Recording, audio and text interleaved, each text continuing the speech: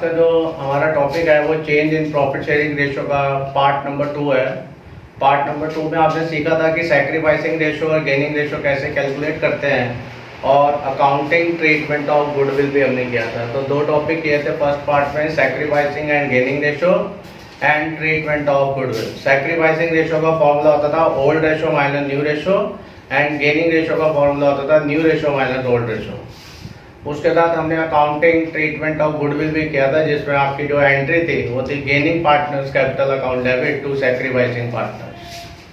तो आज हम उस टॉपिक को स्टूडेंट्स आगे लेके चल रहे हैं। आज का हमारे टॉपिक का नाम है accounting treatment of accumulated profit and reserve, जिसमें आपके एक्यूमुलेटेड लॉसेस भी हो सकते हैं साथ में। तो एक्यूमुलेटेड प्रॉफिट का कैसे ट्रीटमेंट करेंगे और रिजर्व्स का कैसे ट्रीटमेंट करेंगे और एक्यूमुलेटेड लॉसेस का क्या ट्रीटमेंट करेंगे। इसके ट्रीटमेंट के अंदर क्या होता है कि जब प्रॉफिट शेयरिंग रेशियो में चेंजिंग्स होता है तो जो बैलेंस शीट में प्रॉफिट एंड लॉस दिया होता है, जनरल रिजर्व वगैरह दिए होते हैं, तो उनको हमने दो तरह का ट्रीटमेंट होता है उसका। तो हम change in profit sharing ratio में उसका ट्रीटमेंट दो तरह से कर सकते हैं। पहले ट्रीटमेंट का नाम है when profit and reserve not shown in future in new balance sheet। Not जब हमें उसको नई बैलेंस शीट में दिखाना ही नहीं है, उसको खत्म कर देना है। सेकंड मेथड है when profit and reserve are to be shown, यानी कि जब हमें उसको नई बैलेंस शीट में दिखाना है in future in the new balance sheet. तो इसका मतलब हमारा अकाउंटिंग ट्रीटमेंट शुरू हो रहा है change in profit sharing ratio, accounting treatment of accumulated profit and reserve, इसके साथ एक्यूमुलेटेड लॉसेस भी रहेगा, to accounting treatment of accumulated profits and reserve, और साथ में एक्यूमुलेटेड लॉसेस भी हो सकते हैं। इसका जो ट्रीटमेंट है वो दो मेथड है। When profit and reserve are not to be shown, तो इस चीज का ध्यान रखना है, not to be shown, paper में हमें नई बैलेंस शीट में दिखाना ही नहीं है। और when profit and reserve are to be shown, और दूसरा मेथड है जब हमें उसको शो करना है इन the new balance sheet when profit and reserve are not shown। तो हमारा जो पहला मेथड है वो है not shown, जब हमने उसको बुक्स में दिखाना ही नहीं। The journal entries will be, अब इसमें journal entries करनी पड़ेंगी। पहली एंट्री है for transfer of reserve and accumulated profits।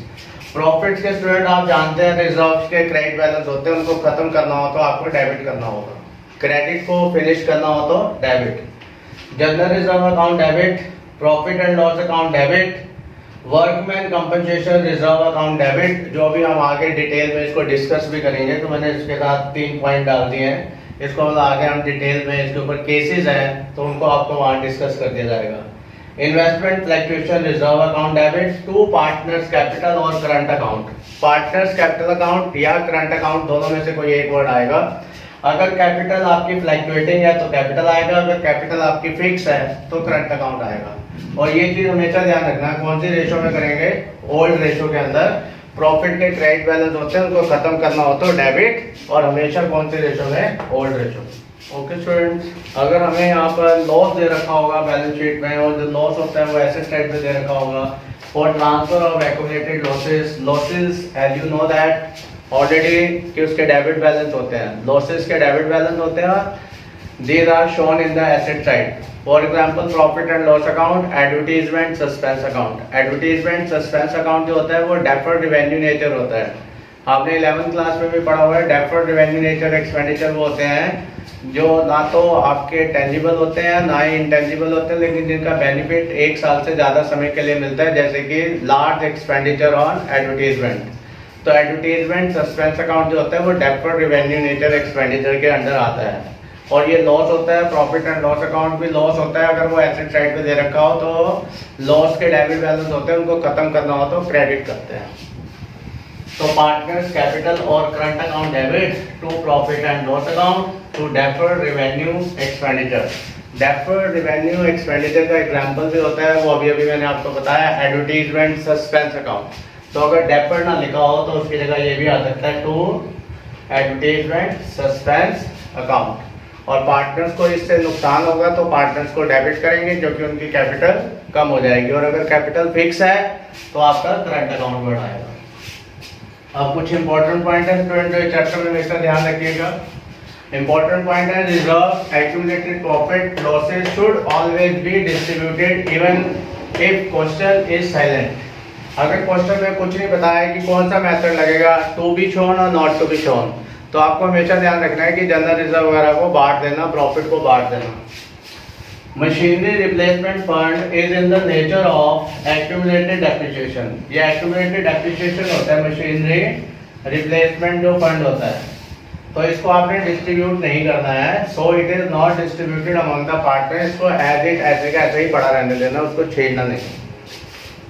Employees provident fund, और जो एम्प्लॉइज प्रोविडेंट फंड होता है ये भी आपने डिस्ट्रीब्यूट नहीं करना है। और you can say employees state insurance means ESI is a statutory liability agent. तो ये वर्कर्स का पैसा होता है जो फर्म ने वर्कर्स को देना है। Hence it is not accumulated profit and is not distributed among the partner, और इसको पार्टनर में डिस्ट्रीब्यूट भी नहीं करना। ओके स्टूडेंट्स, अब हमने जो अभी थ्योरेटिकल सीखा है जनरल रिजर्व का क्या करेंगे, प्रॉफिट एंड लॉस, उसको हम न्यूमेरिकल क्वेश्चन की हेल्प से आपको क्लियर कर देते हैं।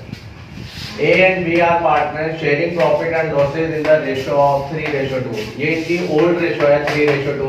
On 1st April 2019 they decided to share profit equally।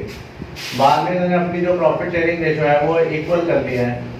On that date profit and loss account show a credit balance, और प्रॉफिट एंड लॉस अकाउंट का यहाँ क्रेडिट बैलेंस पड़ा हुआ है ₹40,000। Record the necessary journal entry.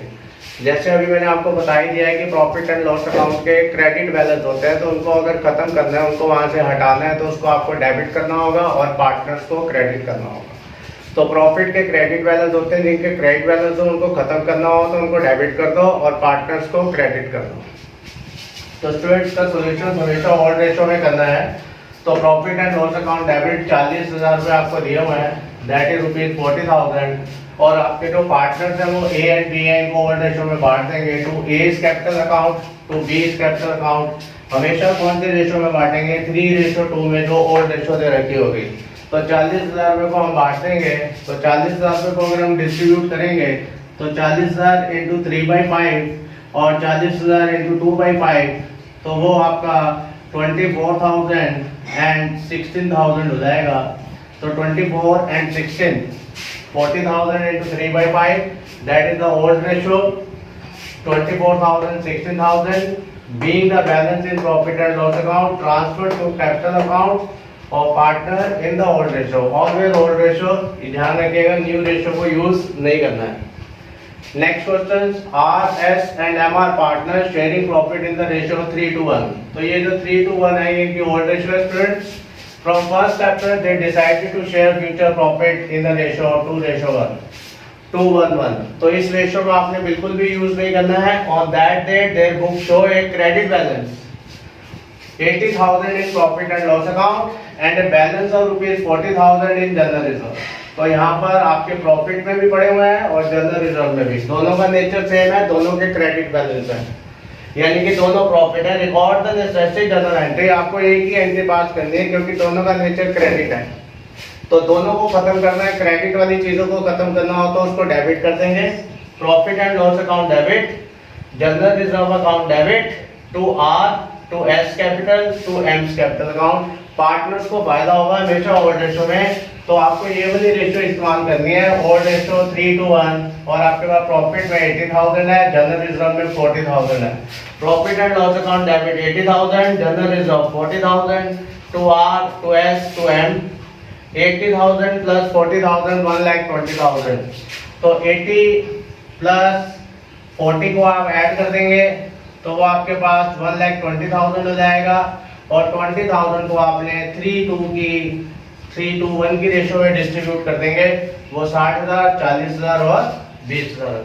Okay students, अब हम एक ऐसा क्वेश्चन दे रहे हैं जिसमें आपके जनरल रिजर्व भी है और लॉस भी दे रखा है।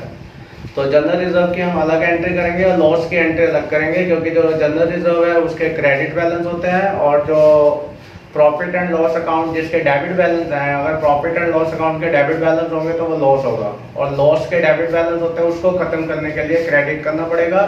और जनरल रिजर्व के क्रेडिट बैलेंस होते हैं उसको खत्म करने के लिए डेबिट करना पड़ेगा। तो एंड रिवर्स केस होता है, आप जैसे जानते ही हैं। तो एक ऐसा क्वेश्चन ले रहे हैं जिसमें दोनों तरह की एंट्रीज आ रही है। X, Y and Z are partners sharing profit in the ratio 2:1. That is the old ratio. On first chapter they decided to future profit equally. आपको हमेशा old ratio use करनी है इस मेथड में। On that date there is a debit balance of ₹60,000 in profit and loss account. Debit balance का मतलब होता है loss and a balance of ₹30,000 in general reserve. General reserve का मतलब आपको पता है फायदे वाली चीज होती है, यानी कि प्रॉफिट एंड लॉस अकाउंट में से ही बनता है।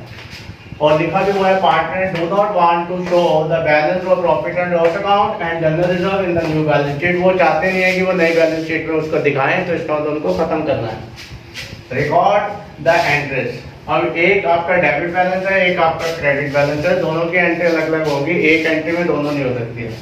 तो पहले आपके पास डेबिट बैलेंस है, डेबिट बैलेंस को खत्म करने के लिए क्रेडिट करना पड़ेगा और पार्टनर्स को नुकसान होगा। X capital account debit, Y capital account debit, Z capital account debit to profit and loss account. Profit and loss account के डेबिट बैलेंस है students, that is the debit balance. Debit balance को खत्म करने के लिए आपको credit करना पड़ेगा। हमेशा कौन सी वाली रेशो में? 2:1 की रेशो में करेंगे।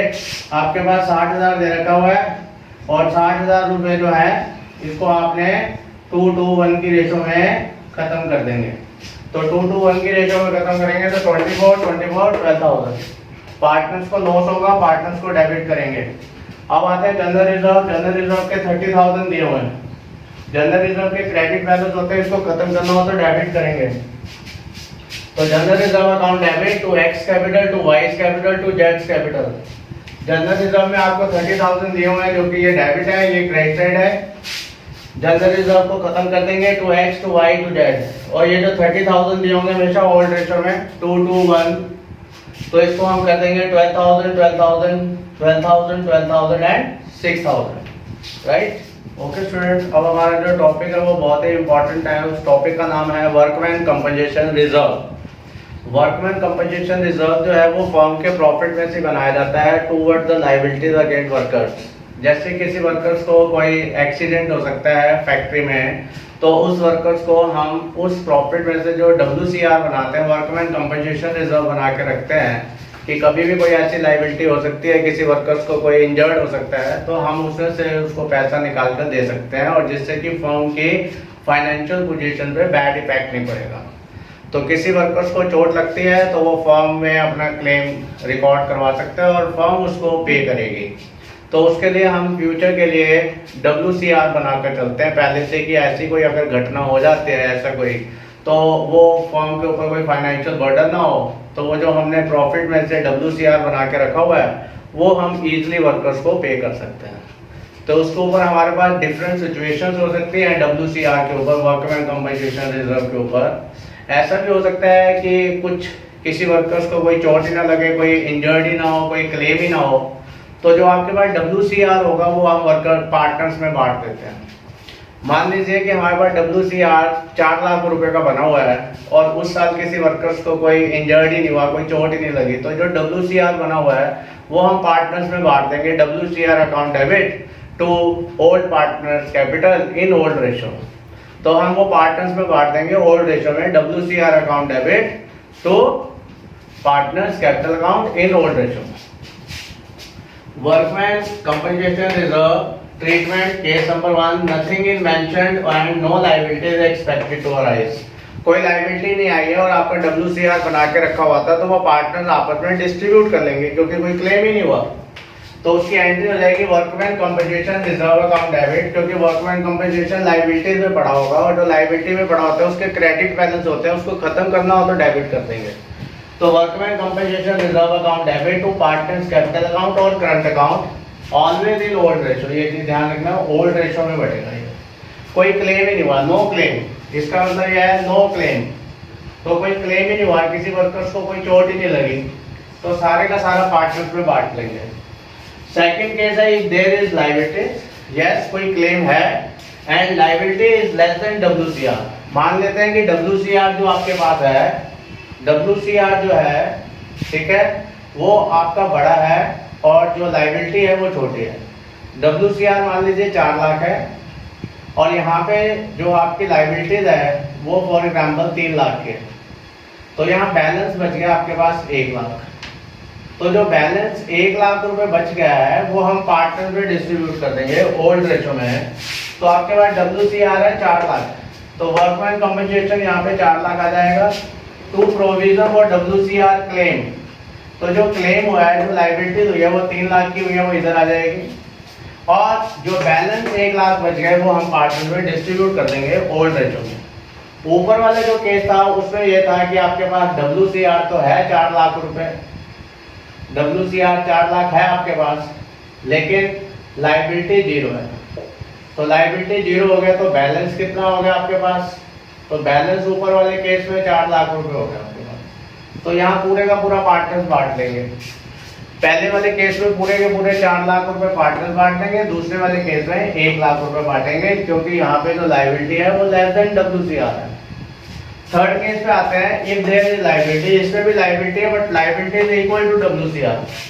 इसमें जो लाइबिलिटी है वो WCR के बराबर है, यानी कि WCR इक्वल टू लाइबिलिटी, यानी कि 4 लाख रुपए की WCR है और लाइबिलिटी भी आपकी 4 लाख है। तो इसका मतलब इसमें भी आपका जो बैलेंस है वो आपके पास कुछ बचा ही नहीं।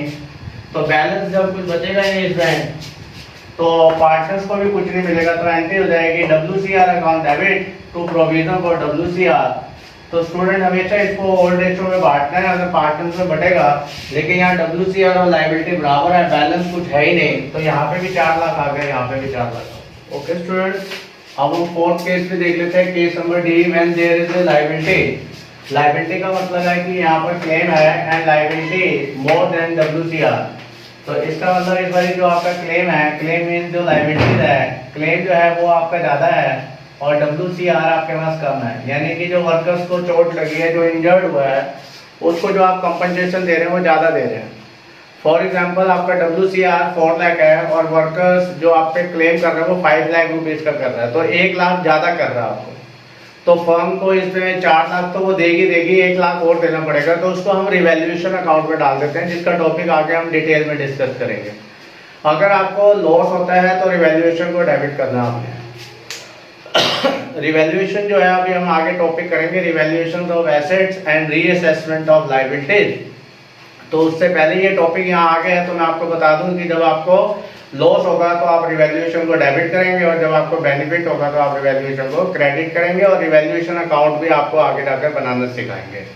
तो स्टूडेंट ओके, तो फिर इसमें जो 4 लाख आपके पास WCR में थे, 1 लाख रुपए आपके पास ज्यादा का क्लेम आ गया, तो 1 लाख का आपका लॉस हो रहा है, तो 1 लाख रिवैल्यूएशन अकाउंट में डालेंगे। तो WCR आपके पास 4 लाख है, लायबिलिटी 5 लाख की होगी, तो रिवैल्यूएशन आपके पास 1 लाख का हो गया, तो 1 लाख रुपए का आपको इसका मतलब ज्यादा हो गया आपका। तो WCR जो है वो छोटा हो गया, क्लेम बड़ा हो गया, तो वर्कमैन कॉम्पेंसेशन यहाँ पर जैसे मैंने आपको बताया वो 4 लाख आ जाएंगे, क्योंकि आपके पास 4 लाख है। रिवैल्यूएशन आपके पास 1 लाख आ जाएगा, और प्रोविजन फॉर जो क्लेम है आपका वो पूरा 5 लाख रुपीज हो जाएगा, क्योंकि हमने वर्कर्स को पूरे 5 लाख रुपए देने हैं। अब ये जो 1 लाख रुपए का लॉस है वो पार्टनर्स को बियर करना पड़ेगा, तो हम एक रिवैल्यूएशन अकाउंट बनाएंगे। तो उसमें अभी हमने रिवैल्यूएशन को यहाँ डेबिट किया है, तो कुछ स्टूडेंट कहते हैं सर हम यही पार्टनर्स को डाल दें, तो यहाँ नहीं डालना है आपको पार्टनर्स को, तो यहाँ रिवैल्यूएशन रखना है। फिर रिवैल्यूएशन को कैंसिल करने के लिए नीचे ले आएंगे, तो पार्टनर्स कैपिटल और current account debit to revaluation, यानी कि पहले हमने यहाँ पे रिवैल्यूएशन को डेबिट किया था, बाद में उसको कैंसिल करने के लिए हमने नीचे क्रेडिट कर दिया और पार्टनर्स को लॉस हो गया। तो इसलिए कुछ स्टूडेंट ये कह देते हैं बताते हुए कि सर हम यही पार्टनर्स कैपिटल अकाउंट डाल देते हैं, वो नहीं करना, वो गलत होगा। पहले रिवैल्यूएशन को डालना है, रिवैल्यूएशन लॉस हो गया, फिर लॉस को कैंसिल करने के लिए क्रेडिट करेंगे। पार्टनर्स कैपिटल और current account debit to revaluation account, being the loss on revaluation always in old ratio, ये ध्यान रखना ओल्ड रेशो में, चेंज इन प्रॉफिट शेयरिंग वाले चैप्टर में। ठीक है स्टूडेंट, तो ये 4 केस होते हैं, चारों केसेस आपको डिस्कस कर दिया। मैंने आपके सामने एक क्वेश्चन दे दिया है, ABR partner sharing profit losses in the ratio of 3:2। तो आपको ओल्ड रेशो यूज करनी है। On 4 April 2019 they decided to share profit losses in the future equally। बाद में इनकी रेशो इक्वल हो गई, लेकिन हमें ओल्ड रेशो यूज करनी है हमेशा। ऑन दैट डेट WCR, आपके पास जो WCR पड़ा हुआ है appears in the balance sheet at ₹1 lakh, और वो 1 लाख रुपए शो कर रहा है कि आपके पास जो WCR है स्टूडेंट वो 1 लाख रुपए है। इसमें हमने डिफरेंट केसेस दिखाए हैं जो आपको चारों सिखाए हैं। पहले कह रहे हैं देयर इज नथिंग यानी कि नो क्लेम, आप इसको ये कह सकते हैं, और नो क्लेम यानी कि कोई क्लेम ही नहीं हुआ, सारे का सारा पैसा वर्कर बांट लेंगे। आपके पास 1 लाख पड़ा हुआ है, कोई क्लेम नहीं है, एक में से जीरो गया 1 लाख। इस क्लेम इज एस्टिमेटेड ₹40,000। इस बार जो इसमें क्लेम है स्टूडेंट वो ध्यान से देखें, इसमें जो क्लेम है वो कम है, और इसमें जो क्लेम है नेक्स्ट वाले में, अगर हम इसको क्वेश्चन को समझने जाएं तो इसमें जो क्लेम है वो आपका छोटा है WCR से, राइट। और नेक्स्ट वाले केस में स्टूडेंट अगर हम जाएं तो इसमें जो क्लेम है वो WCR के बराबर है, जो मैंने आपको ऊपर केस सिखाया है। और नीचे वाले में अगर हम चले जाएं, राइट, तो नीचे वाले में आपका जो राइट क्लेम है वो ज़्यादा है, यानी कि आपको लॉस होगा, रिवैल्यूएशन अकाउंट में जाएगा। और पहले वाले में तो आपका कोई क्लेम ही नहीं है, क्लेम जीरो है, और सारा ही आपका WCR है, तो सारे का सारा ही डिस्ट्रीब्यूट हो जाएगा, राइट स्टूडेंट्स। ओके स्टूडेंट्स, अब जो हमने अभी क्वेश्चन लिखा था तो अब हम क्वेश्चन को स्टेप बाय स्टेप कर लेते हैं। उसमें 4 केसेस होते हैं, इससे ऊपर केसेस नहीं होते हैं। तो सॉल्यूशन है केस नंबर 1 में नो क्लेम। जैसे अब आपको याद ही है कि आपके पास जो WCR है वो ऑलरेडी 1 लाख रुपीज गिवन है आपको बैलेंस शीट में, तो आपका जो WCR है वो आपको ध्यान रखना है क्वेश्चन के साथ, जो भी मैंने लिखा था WCR 1 लाख है and there is no claim. तो मैंने आपको बताया था सारे का सारा पैसा आप पार्टनर्स में बांट देंगे। तो उसकी एंट्री होगी WCR account debit to A's capital account to B's capital account to A's capital account to B's capital account. हमेशा ओल्ड रेशो आपने यूज करनी है। कौन सी रेशो बेटे? Old ratio 3:2। तो आप ओल्ड रेशो यूज करेंगे, सारे का सारा पैसा WCR account debit to A's capital to B's capital. Second के WCR greater than claim. WCR 1 lakh rupees, 1 lakh rupees to provision for WCR 40,000 to A's capital 36,000 to B's capital 24,000। तो ये 1 लाख था, क्लेम 40,000 रुपए का दिया हुआ है आपको, क्लेम 40,000 का है, तो बाकी बचे 60 को बांट देंगे।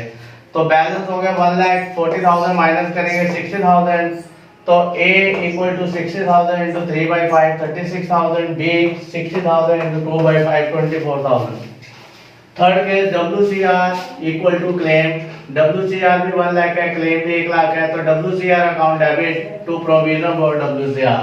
तो इसका मतलब इसमें जो WCR है वो भी आपका 1 लाख है और जो क्लेम है वो भी आपका 1 लाख है, both are equal. Case number 4 WCR जो है वो छोटा है, क्लेम बड़ा है। क्लेम जो है वो आपके पास 1,20,000 है, तो आपको 20,000 का एक्स्ट्रा लॉस हो रहा है बेटा। तो WCR account debit 1 lakh rupees, revaluation का आपको यहाँ लॉस हो रहा है एक्स्ट्रा 20,000। टोटल आपका जो क्लेम है वो 120 है। तो जो बीच में कम पैसे पड़ रहे हैं 20,000 रुपए, वो रिवैल्यूएशन अकाउंट के थ्रू डालेंगे। और सेकंड एंट्री जो ये रिवैल्यूएशन का आपका लॉस हुआ है इसको कैंसिल कर देंगे नीचे लाकर, तो इसको ये नीचे लाकर यहाँ कैंसिल कर देंगे क्रेडिट, तो ये पार्टनर्स में चला जाएगा। A's capital account debit, B's capital account debit to revaluation 20,000 को 3:2 में ओल्ड में बांट देंगे 12,000 and 8,000। Okay students, okay students. अब जो हमारा टॉपिक है वो है इन्वेस्टमेंट फ्लक्चुएशन रिजर्व। तो जब हम इन्वेस्टमेंट खरीदते हैं तो उसमें कभी कभी अप एंड डाउन आता है, तो जो बुक वैल्यू और मार्केट वैल्यू में जो अप एंड डाउन आता है उसको फेस करने के लिए हमारे पास एक IFR बनाया जाता है। IFR का मतलब होता है इन्वेस्टमेंट फ्लक्चुएशन रिजर्व, यानी कि अगर इन्वेस्टमेंट अगर कुछ कम हो जाती है, उसमें कुछ लॉस होता है, तो हम IFR से कवर कर लेते हैं। तो इसमें काफ़ी सारे केसेस बनेंगे। पहला केस ये है कि जो इन्वेस्टमेंट होती है उसकी बुक वैल्यू और मार्केट वैल्यू में कभी कभी डिफरेंसेस आ जाते हैं। मार्केट वैल्यू ज़्यादा भी हो सकती है, कम भी हो सकती है, और बुक वैल्यू के बराबर भी हो सकते हैं। उसके साथ एक IFR भी बनाया जाता है जो दोनों का डिफरेंस होता है मार्केट वैल्यू और बुक वैल्यू के। तो जब हम इस चैप्टर में ये टॉपिक करेंगे इन्वेस्टमेंट फ्लक्चुएशन रिजर्व, और जैसे अभी हमने वर्कमैन कंपनसेशन रिजर्व भी करा है, तो इन्वेस्टमेंट में जो लॉस होता है उसको फेस करने के लिए हम IFR बना लेते हैं, जो बुक वैल्यू और मार्केट वैल्यू का जो डिफरेंस होता है। तो इसमें डिफरेंट केसेस हैं, तो उनका अकाउंटिंग ट्रीटमेंट कैसे करेंगे। तो पहला केस यही है कि नथिंग इज मेंशन्ड। इसका मतलब ये होता है कि जो बुक वैल्यू है वही मार्केट वैल्यू है, means there is no change between market value and book value. अगर इन दोनों में चेंज नहीं है तो जो बुक वैल्यू है वही मार्केट वैल्यू है, और जो हमें IFR दे रखा होगा लायबिलिटी साइड पे उसको हम ओल्ड पार्टनर्स में ओल्ड रेशो में डिस्ट्रीब्यूट कर देंगे। Investment fluctuation reserve account debit to partners capital account in old ratio, always in old ratio. एक बार दोबारा डिस्कस कर लेते हैं। अगर बुक वैल्यू और मार्केट वैल्यू दोनों इक्वल हो तो IFR को हम पार्टनर्स में डिस्ट्रीब्यूट कर देते हैं। पार्टनर्स में जो डिस्ट्रीब्यूट करेंगे तो हमेशा ओल्ड रेशो में डिस्ट्रीब्यूट करेंगे, that is the first case. तो आइए स्टूडेंट देखते हैं, टॉपिक का नाम है investment fluctuation reserve IFR। Case number 1, nothing is mentioned और no change in book value of investment means book value equal to market value. तो मैंने ये छोटा सा एग्जांपल लिया है, book value equal to 4 lakh, for example market value is 4 lakh and IFR is given 80,000। तो इसका मतलब यहाँ बुक वैल्यू और मार्केट वैल्यू दोनों इक्वल हैं, तो हमारा कोई लॉस ही नहीं हो रहा। तो जो IFR है वो हम पार्टनर में डिस्ट्रीब्यूट कर देंगे। तो investment fluctuation reserve account debit to partners capital और current account. If capital is fluctuating तब कैपिटल आएगा, और if capital is fixed current account आएगा। कौन सी रेशो में? ओल्ड रेशो में। अब स्टूडेंट हम आते हैं सेकंड केस में कि जो मार्केट वैल्यू है वो डिक्रीज भी हो सकती है। तो अब हम उसमें देखते हैं कि क्या होता है क्या नहीं होता है। तो उसमें काफ़ी सारे केसेस बनेंगे जब इन्वेस्टमेंट की वैल्यू कम भी होती है। तो सेकंड केस है there is a decrease in the book value of investment, इसमें fall in the book value is less than IFR। यानी कि जो बुक वैल्यू में आपका फॉल आया है वो जो फॉल है वो आपका कम है। यानी कि कैसे, जो बुक वैल्यू है आपकी वो 4 लाख है और जो मार्केट वैल्यू है आपकी वो 350 है। तो इसका मतलब इसमें जो आपका डिक्लाइन आया है वो आपका 50,000 है, राइट। तो दैट इज 50,000 जो डिक्लाइन है। तो जो फॉल आ रहा है वो 50,000 का है, तो नुकसान आपका जो है वो 50,000 रुपीज़ का हुआ स्टूडेंट। तो जो लॉस है वो 50,000 का है, फॉल 50,000। तो इसमें जो IFR है वो 80,000 है, तो फॉल जो है वो कम है IFR से। इसका मतलब बाकी जो आपका 30,000 है स्टूडेंट्स, जो 30,000 बच गया आपका इन दोनों के गैप से, वो हम पार्टनर्स में डिस्ट्रीब्यूट कर देंगे। तो इसका मतलब फॉर एग्जांपल आपका जो इन्वेस्टमेंट फ्लक्चुएशन रिजर्व है वो पहले वाले केस में भी 80,000 था, तो हम 80,000 को डिस्ट्रीब्यूट कर देंगे। तो यहाँ पर भी आपके पास 80,000 है, बट जो फॉल हुआ है वो 50,000 का हुआ है, क्योंकि आपकी बुक वैल्यू जो थी वो 4 लाख थी और मार्केट वैल्यू 350 रह गई है। तो इसका मतलब इसमें जो फॉल हुआ है वो 50,000 का है। तो रिमेनिंग जो 30,000 है वो हम पार्टनर में डिस्ट्रीब्यूट कर देंगे उनकी ओल्ड रेशो में। तो हमेशा कौन से रेशो में डिस्ट्रीब्यूट करेंगे? ओल्ड रेशो में, ये चीज़ ध्यान रखेंगे आप। Okay students, okay students. अब नेक्स्ट केस है when there is decrease in book value of investment. इसमें भी बुक वैल्यू डिक्रीज हो रही है, मीन्स मार्केट वैल्यू पे जा रहे हैं। If fall in book value is equal to the IFR। तो इसमें क्या होगा, जो फॉल होगा वो IFR के बराबर होगा। इसका मतलब ये हो गया कि जितना आपका फॉल हो रहा है, यानी कि जितनी आपकी बुक वैल्यू में फॉल आ रहा है, मान लीजिए 80,000 का लॉस आ रहा है और आपका IFR भी 80,000 है, तो दोनों इक्वल हैं, तो पार्टनर्स के लिए कुछ बचेगा ही नहीं स्टूडेंट। तो क्या एग्जांपल है, fall equal to IFR, book value 4 lakh है, मार्केट वैल्यू 320 है, यानी कि आपका 80,000 का फॉल आ रहा है और IFR भी आपका 80,000 है। तो इसका मतलब ये हुआ कि जो फॉल है वो बराबर है दोनों। तो इसका मतलब 80,000 का आपका फॉल आ रहा है और IFR भी आपका 80,000 है, तो दोनों आपस में कैंसिल हो जाएंगे और पार्टनर्स के लिए कुछ बचेगा ही नहीं। तो investment fluctuation reserve account debit to investment को हम क्रेडिट इसलिए कर रहे हैं क्योंकि एसेट्स है और एसेट्स को कम करना हो तो क्रेडिट करते हैं। Case 4, when there is decrease in the book value of investment. इसमें भी डिक्रीज हो रहा है, but if fall in book value is more than IFR। इसमें आपका इक्वल था जो फॉल है और इसमें जो है फॉल जो है वो ज्यादा है आपका IFR से। तो mean fall is greater than IFR। Book value आपकी 4 लाख है, मार्केट वैल्यू 280 रह गई, IFR आपका 80,000 है। जो पार्टनर में डिस्ट्रीब्यूट होना चाहिए था वो 80,000 है, बट इन दोनों में जो डिफरेंस है वो 1,20,000 है। जो नुकसान हुआ है वो ज्यादा हुआ है और आपके पास जो IFR पड़ा हुआ है वो 80 है। तो इसका मतलब अभी भी आपको जो लॉस है वो सीधा सीधा 40,000 का लॉस अभी भी हो रहा है। उसके ऊपर 80,000 तो आपने यहाँ से काट लिए, तो 40 का अभी भी लॉस हो रहा है। ये जो 40 का आपको लॉस हुआ है स्टूडेंट, इसका हम क्या करेंगे, रिवैल्यूएशन से ले लेंगे, जैसे हमने WCR में पढ़ा था। तो इन्वेस्टमेंट में जो आपकी गिरावट आई है वो 1,20,000 की आई है, 80,000 हम यहाँ से ले लेंगे, बाकी 40,000 का लॉस अभी भी बचा हुआ है वो हम रिवैल्यूएशन अकाउंट से ले लेंगे। जब भी लॉस होगा आप रिवैल्यूएशन को डेबिट करेंगे। तो investment fluctuation reserve 80,000, revaluation account 40,000 और इन्वेस्टमेंट में आपका कमी हुई है 1,20,000। तो आपका यहाँ पे फालतू का लॉस हो गया 40, और उस लॉस को काटने के लिए आपको एक एंट्री और करनी पड़ेगी, partners capital account debit 40,000 to revaluation account, क्योंकि हम यहाँ पे रिवैल्यूएशन का जो लॉस है उसको ओल्ड रेशो में बांट देंगे, being the loss on revaluation. Okay student, that is the fifth case where there is increase in the book value of investment, means you can say book value आपकी छोटी है और जो मार्केट वैल्यू है वो ग्रेटर है आपकी। Book value is smaller than market value, यानी कि मार्केट वैल्यू आपकी बड़ी होगी स्टूडेंट। इसमें बुक वैल्यू हम 4 लाख ले रहे हैं, मार्केट वैल्यू 5 लाख है, IFR आपके पास ऑलरेडी है। इस बार इसमें आपको लॉस नहीं हो रहा स्टूडेंट, इसमें आपको फायदा हो रहा है, डबल फायदा हो रहा है। तो IFR पार्टनर्स को मिल जाएगा। IFR का मतलब है इन्वेस्टमेंट फ्लक्चुएशन रिजर्व। एक तो वो पार्टनर्स को पूरा मिल जाएगा 80,000, जो हम स्टार्टिंग से 80,000 ही लेके चल रहे हैं। बुक वैल्यू 4 लाख है, मार्केट वैल्यू 5 लाख है, market value is greater than book value 5 lakh 4 lakh, तो प्रॉफिट आपको सीधा सीधा 1 लाख हो गया जो रिवैल्यूएशन अकाउंट में जाएगा। अगर आपको लॉस होता है तो रिवैल्यूएशन को डेबिट करते हैं, और अगर प्रॉफिट होता है तो रिवैल्यूएशन को हम क्रेडिट करेंगे।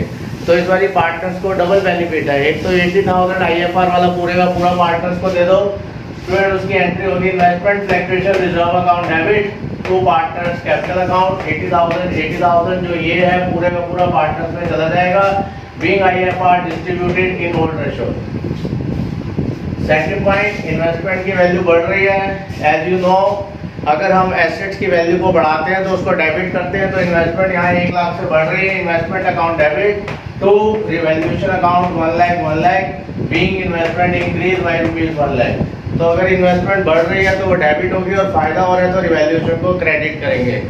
उसके बाद जो हमारा स्टूडेंट नेक्स्ट टॉपिक भी आएगा, तो उसमें हमें रिवैल्यूएशन अकाउंट को प्रॉपर वे से बनाना सीखेंगे। उसका पूरा प्रोसेस होगा, revaluations of assets, revaluations of assets and reassessment of liabilities, उसमें डिटेल में बात करेंगे। तो जब फायदा होगा तो रिवैल्यूएशन को credit, investment account debit to revaluation account. अब ये रिवैल्यूएशन अकाउंट बनाएंगे तो उसको काटने के लिए स्टूडेंट डेबिट करेंगे, क्योंकि वो पार्टनर्स को मिल जाएगा। तो revaluation account debit to partners capital account always in old ratio, right. तो being profit on revaluation distributed between partners in old ratios. Okay students, अब हम सेकंड मेथड स्टार्ट कर रहे हैं। सेकंड मेथड है जिसमें आपके जो जनरल रिजर्व होगा, प्रॉफिट एंड लॉस अकाउंट होगा, एक्यूमुलेटेड लॉसेस होंगे। अब हम इसको नई बैलेंस शीट में शो करना चाहते हैं। Partners want to show in the balance sheet. तो पहला जो हमने मेथड किया था उसमें ये था not to be shown in the new balance sheet. अब वो ये कहना चाहते हैं कि वो बैलेंस शीट में शो करना चाहते हैं। तो हमारा टॉपिक है when reserve and accumulated profit और losses are to be shown in the new balance sheet. जब आप नई बैलेंस शीट में स्टूडेंट शो करना चाहते हैं, अभी तक हमने जो टॉपिक कर रहे थे उसमें यही था कि हम शो नहीं करना चाहते, उसमें हम एंट्री पास कर देते थे general reserve account debit to partners capital account, profit and loss account debit to partners capital account. उसमें हम प्रॉफिट एंड लॉस अकाउंट का नाम मेंशन करते थे एंट्री में, जनरल रिजर्व का नेम मेंशन करते थे। अब इसमें ना तो कोई जनरल रिजर्व का नाम आएगा, ना ही कोई वर्कमैन कंपनसेशन रिजर्व का नाम आएगा, ना ही किसी लॉस का नाम आएगा, एडवर्टीजमेंट सस्पेंस अकाउंट का भी नेम नहीं आएगा। इसमें जो एंट्री पास होगी वो गेनिंग रेशियो और सैक्रिफाइसिंग रेशियो निकालनी पड़ेगी आपको, और जो आपकी एंट्री पास होगी वो होगी gaining partners capital account debit to sacrificing partners. अगर आपका जो नेट इफेक्ट है अगर वो प्रॉफिट है यानी कि पॉजिटिव है। अगर आपका नेट इफेक्ट अगर आपका नेगेटिव रहा तो उसमें एंट्री रिवर्स हो जाएगी, उसमें एंट्री हो जाएगी sacrificing partners capital account debit to gaining partners capital account. तो सबसे पहले आपको सैक्रिफाइसिंग और गेनिंग रेशियो निकालनी है। Okay students, when reserves and accumulated profit losses are to be shown in the new balance sheet, तो फर्स्ट आपको क्या करना है, in such a situation gain और sacrifice of the partners is calculated। सबसे पहले आपको गेन और सैक्रिफाइस कैलकुलेट करना है, यानी कि गेनिंग रेशियो और सैक्रिफाइसिंग रेशियो निकालनी है। And an adjustment entry pass, और आपको एक एडजस्टमेंट एंट्री भी पास करनी होगी, और वो एडजस्टमेंट एंट्री इस पे डिपेंड करता है कि आपका जो ओवरऑल इफेक्ट है वो पॉजिटिव है या नेगेटिव है। पॉजिटिव मीन्स प्रॉफिट और नेगेटिव मीन्स लॉस। अगर प्रॉफिट होगा, प्रॉफिट मीन्स पॉजिटिव, तो एंट्री होगी gaining partners capital account debit to sacrificing partners. तो इसमें आपको गेनिंग रेशियो भी निकालनी पड़ेगी और सैक्रिफाइसिंग रेशियो भी निकालनी पड़ेगी। If net effect is the loss, then entry will be reverse of the above entry। ऊपर वाली एंट्री की स्टूडेंट रिवर्स हो जाएगी, यानी कि sacrificing partners capital account debit to gaining partners, यानी कि ऊपर जो है वो सैक्रिफाइसिंग रेशियो आ जाएगी और नीचे जो है वो गेनिंग रेशियो आ जाएगी। अगर आपका नेट इफेक्ट अगर आपका लॉस हुआ और यहाँ पे नेट इफेक्ट आपका प्रॉफिट है, तो आप इसमें देख रहे हैं कहीं पे भी जनरल रिजर्व का नाम नहीं आ रहा है, प्रॉफिट एंड लॉस अकाउंट का नाम नहीं आ रहा है। जो प्रॉफिट है, जो आपका जनरल रिजर्व है, एडवर्टाइजमेंट सस्पेंस है, उसको हमने पार्टनर्स के थ्रू पास कर रहे हैं, यानी कि वो नई बुक्स में दिखाना चाहते हैं। ओके स्टूडेंट, जो सेकंड मेथड अब हमने सीख लिया है जिसमें एंट्री पास होगी gaining partners capital account debit to sacrificing partners if net result is positive, और if net result is negative then reverse entry pass. तो ओके स्टूडेंट, अब हम इसको न्यूमेरिकल क्वेश्चन की हेल्प से देख लेते हैं कि कैसे एंट्री पास करते हैं। A, B are partner, their profit sharing losses ratio 3:2। अब ये इनकी ओल्ड रेशियो है 1:18, they decided to share profit equally, that is the new ratio। On that date their balance sheet show a general reserve। तो यहाँ पे already उनके पास एक student general reserve show हुआ है, जो जनरल रिजर्व है वो आपका 80,000 है। Record the necessary adjustment entry, तो आपको एडजस्टमेंट एंट्री करनी है, यानी कि आपने इसको शो करना है। तो सबसे पहले स्टूडेंट आपने क्या करना है, calculations of sacrifice and gain निकालना है, यानी कि सैक्रिफाइसिंग रेशियो और ये निकालना है। तो जैसे you know that sacrificing ratio old minus new होता है, तो सैक्रिफाइसिंग ऑफ ए 3/5 माइनस 1/2, तो इसका मतलब इसका सैक्रिफाइस आ गया 1/10। अगर हम सैक्रिफाइसिंग रेशियो का फॉर्मूला लगाएंगे और आंसर पॉजिटिव आएगा तो वो सैक्रिफाइस है, और अगर हम सैक्रिफाइसिंग का फॉर्मूला लगाएंगे आंसर नेगेटिव आता है तो वो गेन हो जाता है, तो उसके साथ गेन लगा देते हैं और नेगेटिव का साइन हटा देंगे। बी 2/5 माइनस 1/2, क्योंकि न्यू रेशियो जो है वो इक्वल है और पहले जो रेशियो दे रखी है वो 3:2 दे रखी है, तो ये आ गया माइनस में। तो माइनस में आने का मतलब है स्टूडेंट ये गेन हो गया, राइट। तो अब आपने क्या करना है कि आपके पास जनरल रिजर्व दे रखा हुआ है, जनरल रिजर्व जो है वो पॉजिटिव होता है, पार्टनर्स को इससे फायदा होता है, जिससे पार्टनर्स को फायदा हो वो पॉजिटिव होता है। तो यहाँ जनरल रिजर्व आपके पास 80,000 है, रेशियो आपकी 1/10 आ गई है, sacrificing always equal to gaining. तो 80,000 इंटू 1/10 8,000, दोनों का 8,000 होगा, sacrifice always equal to the gaining. तो स्टूडेंट इसमें एडजस्टमेंट एंट्री क्या पास होगी, B's capital account debit to A's capital account 8,000, क्योंकि बी जो है वो गेन कर रहा है, यहाँ माइनस का साइन नहीं आता है, तो माइनस का साइन हम हटा देते हैं तो वो बी आपका गेन हो जाता है, यानी कि हम इसको ऐसे भी कह सकते हैं गेन बाय बी। तो गेन बाय बी इसका मतलब हो जाता है 1/10, क्योंकि हमने यहाँ गेन लगा दिया और माइनस का साइन हटा दिया। तो स्टूडेंट ओके, तो एंट्री क्या पास हो गई, gaining partners capital account debit to sacrificing partners. अब स्टूडेंट हम सेकंड क्वेश्चन ले रहे हैं, X Y Z are partners है, इनकी ओल्ड रेशियो दे रखी है 5:3:2, और इन्होंने डिसाइड किया है कि जो न्यू रेशियो है वो 2:3:5 हो जाएगी। They decided to record the effect of the following without affecting their book values. Book values पे कोई फर्क नहीं पड़ना चाहिए, इसका मतलब वो ये कहता है कि प्रॉफिट एंड लॉस अकाउंट और जनरल रिजर्व को जो भी पॉइंट्स हैं उनको हमने नई बैलेंस शीट में दिखाना है।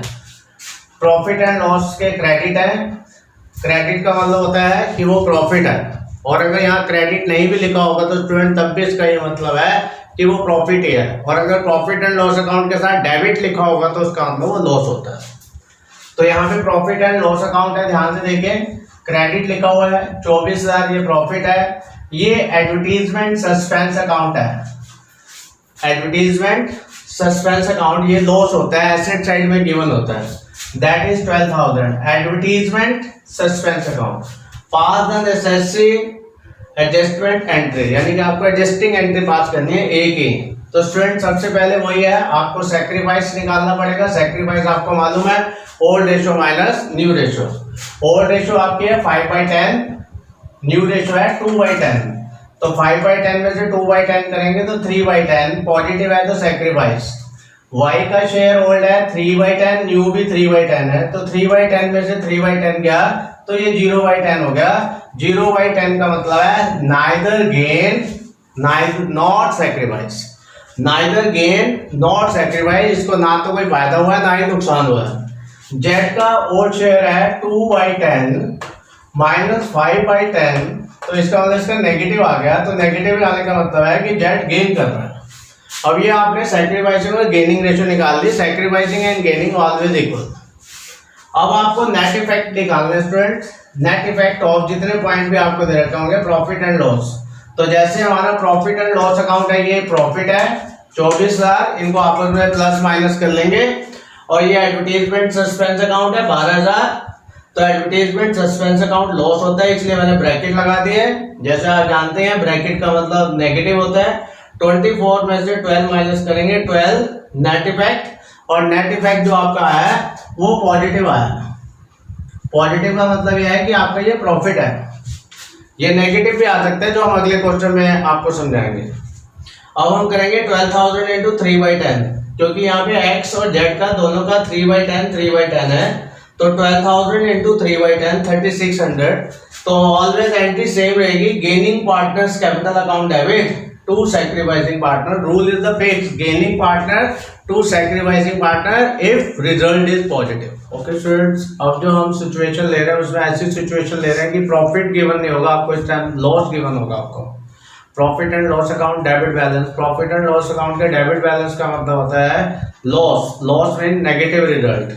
और अभी तक जो आपने रूल सीख रहे थे उसमें एंट्री हमेशा पास होती थी, जब वो पॉजिटिव रिजल्ट होता था तो आप एंट्री करते थे gaining partners capital account debit to sacrificing partners capital account, but this time result is negative, तो आपकी रिवर्स एंट्री पास हो जाएगी। इस बारी जो एंट्री पास होगी वो sacrificing partners capital account debit to gaining partners capital account होगा, यानी कि जो आपने मंत्र सीखा था, जो आपने रूल सीखा था उसका रिवर्स हो जाएगा। इस बारी जो आपकी एंट्री है सैक्रिफाइसिंग पार्टनर्स को आपको क्या करना पड़ेगा, डेबिट, और गेनिंग पार्टनर्स को क्रेडिट, क्योंकि यहाँ पे लॉस गिवन है।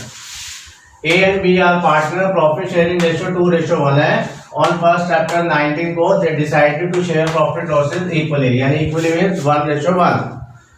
On that date their balance sheet show a debit balance of rupees profit and loss account. Debit balance student ध्यान से देखें, that is the debit balance.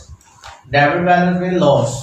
Profit and loss rupees 60,000. Pass adjustment entry in the books if the partner want to show profit and loss account in the books of reconstituted firm. Reconstituted firm का मतलब है नई जो balance sheet बनेगी उसमें वो दिखाना चाहते हैं। तो सबसे पहले स्टूडेंट वही आपका टॉपिक है, calculate sacrifice shares and gaining shares आपको निकालना है। तो सैक्रिफाइस शेयर्स को आप जानते हैं, sacrifice shares old minus new, always old minus new 2/3, क्योंकि आपका ओल्ड शेयर है 2/3 हो जाएगा। न्यू शेयर इज 1:1, यानी कि 1/2, 1/6 is sacrifice because answer is positive. यहाँ पे अब बी का क्या होगा, 1/3 माइनस 1/2, तो हमने देखा यहाँ माइनस आ गया, तो इसका मतलब जो बी है वो सैक्रिफाइस नहीं कर रहा है, वो गेन कर रहा है। ये चीज ध्यान रखें, sacrifice always equal to gain in given questions.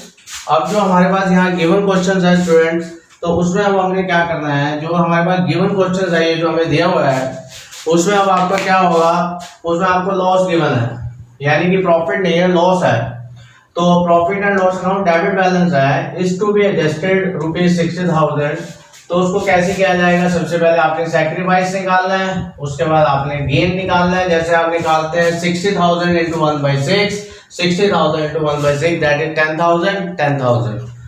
This time loss given, अब आपको लॉस गिवन है, मैं दोबारा आपको बता रहा हूं। Then reverse entry will be pass. अभी तक जो आपका रूल होता था वो आपका रूल था gaining partners to sacrificing partner, but this time जो हमारा जो रूल है वो पलट जाएगा, सिंपल लैंग्वेज में रिवर्स हो जाएगा, उल्टा हो जाएगा। तो अभी तक हमारा रूल था gaining partner to sacrificing, but this time loss is given, तो एंट्री रिवर्स हो जाएगी जो आपने सीखा है, sacrificing partner to gaining partner. तो यानी कि ए यहाँ पे सैक्रिफाइस कर रहा है बट दिस टाइम वो डेबिट हो जाएगा, और बी गेन कर रहा है वो क्रेडिट हो जाएगा।